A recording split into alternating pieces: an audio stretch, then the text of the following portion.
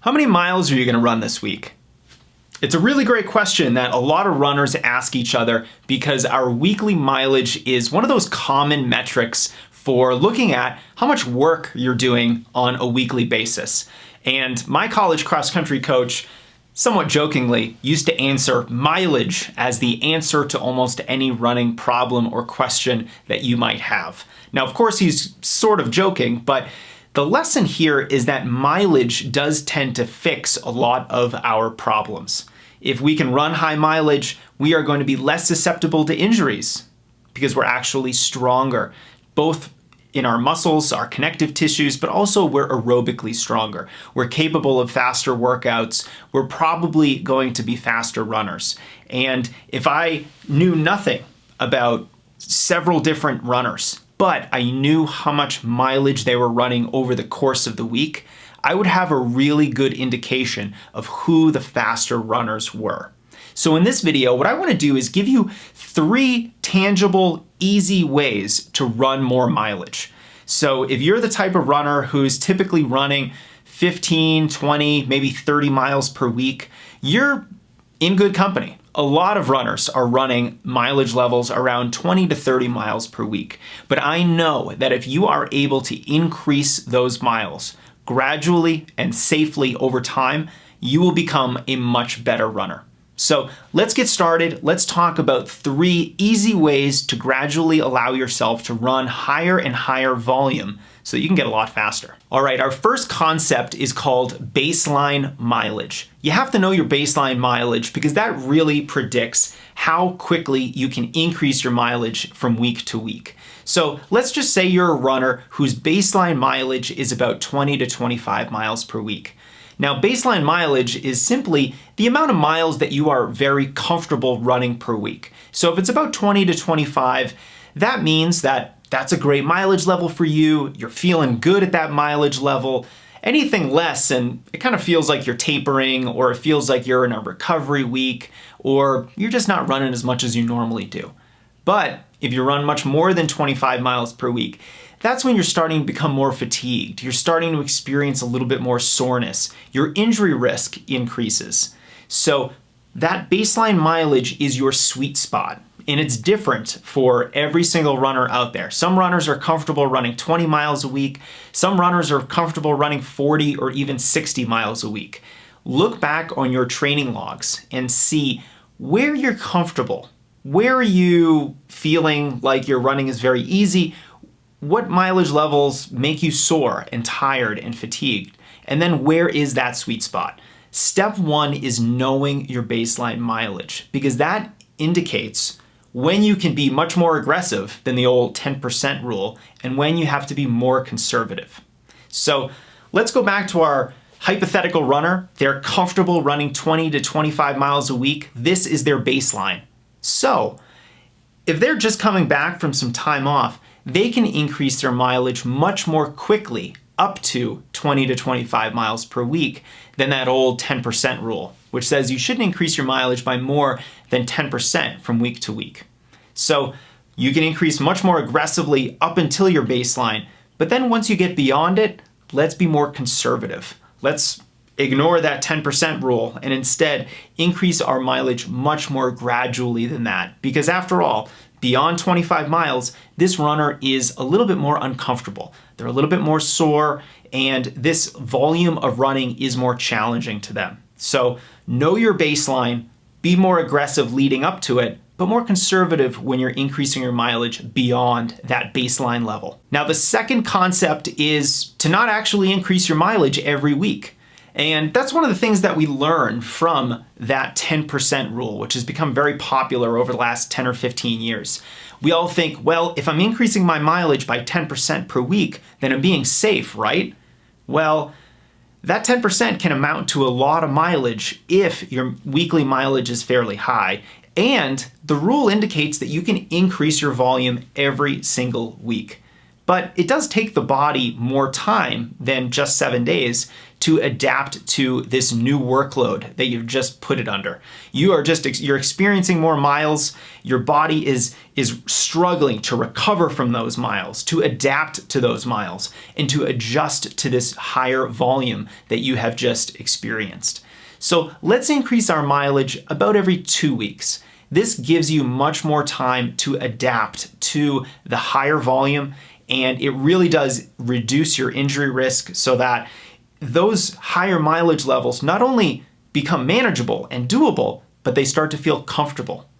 So your old baseline mileage will start getting higher and higher and higher as you gradually increase that mileage over time. But it all starts with very gradual increases, and let's only do that every 2 weeks. Now, if we know our baseline mileage and we're being aggressive going up to it, but then more conservative once we're beyond our baseline mileage, if we're only increasing our mileage every 2 weeks, the next step is to once in a while take a recovery week where your mileage actually decreases. This is like a 2 steps forward, 1 step back approach where, yes, we are going to be gradually, strategically, and methodically running more and more and more. But sometimes we have to take a step back and rest. And that's what a recovery week is. So every 4 to 6 weeks, depending on how tired you feel, take a week where your overall mileage level is reduced by about 10 to 25%.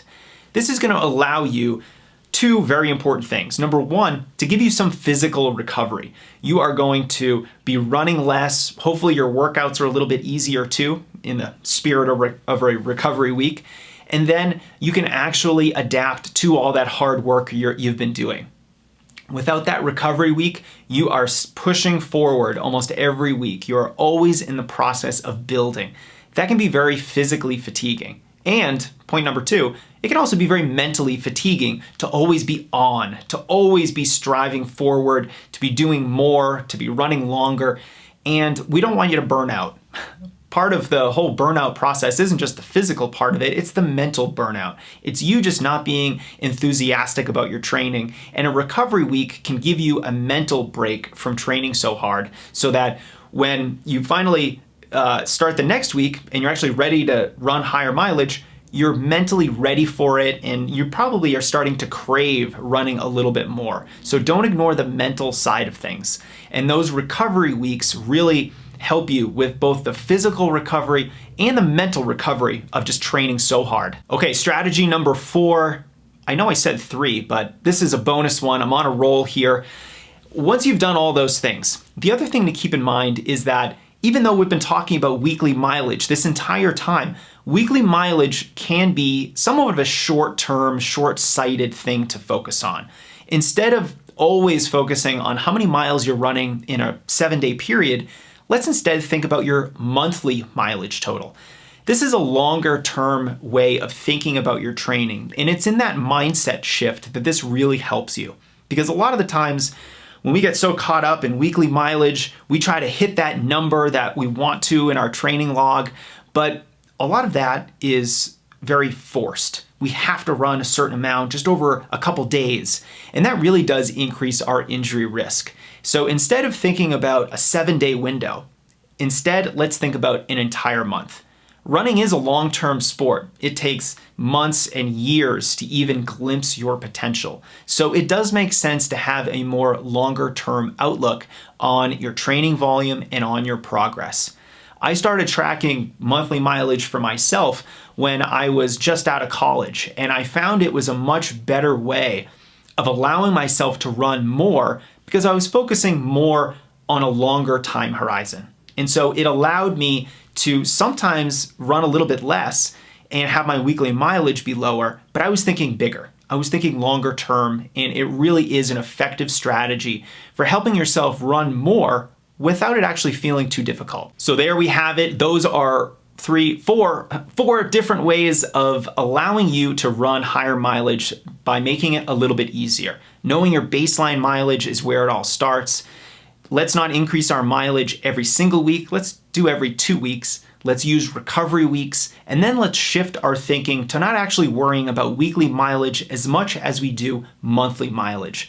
This is a great approach to running higher volume. It's a safer approach. You're going to experience fewer injuries, And a year from now, you are going to be capable of running a weekly mileage total that this year you are just wondering if it's even possible. I'm sure it is possible. It just takes that longer term approach. It requires a little bit of strategy and some conscious thought. I know you can do it, so I'll put together a bunch of resources for you. I have articles linked under this video that talk more about that baseline mileage concept. I've linked videos talking about different mileage levels and also how to structure your training at different mileage levels. So if you're running 30 miles a week, 50 miles a week, or even 80 miles a week, you'll know a really effective way to structure that mileage over the course of the week.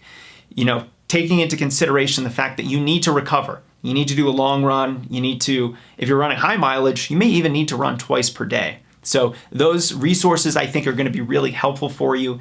And if you are planning out your mileage levels, say for perhaps an upcoming season, you've targeted a goal race, a time trial, a virtual race, or some other event that's interesting you right now, download our season planner worksheet. It's really helpful in that it tells you what kind of tune-up races are ideal for whatever goal race that you're targeting.